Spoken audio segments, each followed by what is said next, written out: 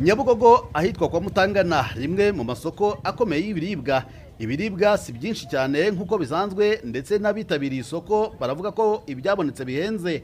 Aha mu isoko rya Nyabugogo litiro y'amavuta yaguraga amafaranga 2500 mu mezi 3 ashize, ubu yageze kuri 3500. Ikiro cy'inyanya cyaguraga hagati ya 500-700, ubu kiragurwa ku mafaranga 1200, ashobora no kurenga.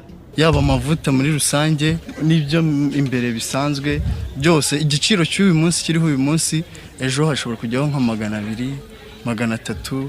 Yaje rero ukamubwira igiciro bitewe n'uko yabiguze ejo, arumirwa, bamwe bahita banasohoka bakagenda.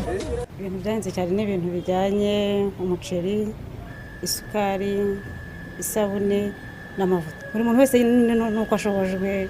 Mu masoko yo mu ntara naho ibiciro byarazamutse cyane. Nko mu isoko rya Musanze, igiciro cy'ibirayi cyari ku mafaranga ari hagati ya 500 na 600 mu mezi 3 ashize, ubu hari aho cyamaze kurenga amafaranga 1000. Jean Marie Ndacyayisenga hacuruza ibirayi mu isoko rya Musanze. Ubu birayi hari ibya 900 n'ibya 450.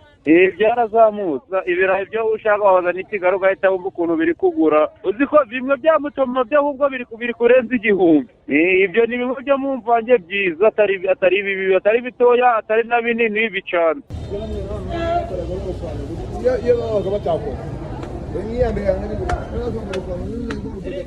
Impuguke mu bukungu Straton Habyarimana avuga ko ari ikibazo gikomeye kuba ibiciro byarageze no ku biribwa, kandi aricyo kibanze umuturage akenera guhaha. Avuga ko mu mpamvu nyinshi zarebwa nk'izatumye ibiciro bizamuka, ku isonga hatabura ikibazo cy'ubwikorezi cyatewe n'intambara yo mu burasirazuba bwo hagati. Mu bisubizo abona leta yagerageza nuko yakongera kwikora ku mufuka, ikishingira igiciro runaka cy'ikiguzi cy'ibikomoka kuri peteroli, gusa ngo iki kiragoye kuko leta imaze kwigomwa byinshi muri uru rwego. Ufungura amasoko yo hanze cyane cyane ku biribwa bitari kuboneka neza mu Rwanda, bituma tugira ibyunganira ibikomoka mu Rwanda, bityo ujya kubihaha akabibona. Twavuga nko ku isukari, ku muceri, ubwo navuga n'ibigori, tubiretse tukajya kubivana ahandi hahendutse. Hari abatinya ko byaca intege umuhinzi kubera yuko umusaruro we wenda ushobora kugurwa ku giciro gito cyangwa ntubone ugura umuguzi, ariko bizanatuma wa muhinzi wo mu Rwanda abasha gukora ibishoboka byose kugira ngo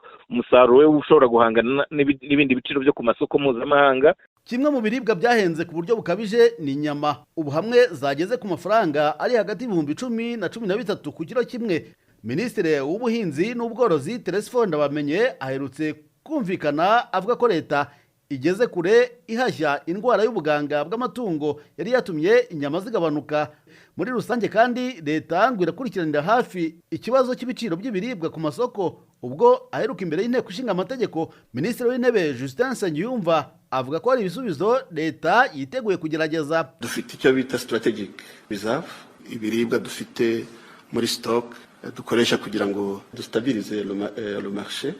N'ibiciro bizamutse cyane, iyo strategic reserve yacu nikimaze kugira ngo dushire ibiribwa ku isoko kugira ngo bistabilize ibiciro byo ku isoko. Ku buryo burambye leta ngo irateganya kongera ubuso bwuhirwa nk'imwe mu ngamba zo kurwanya ibihe by'izuba.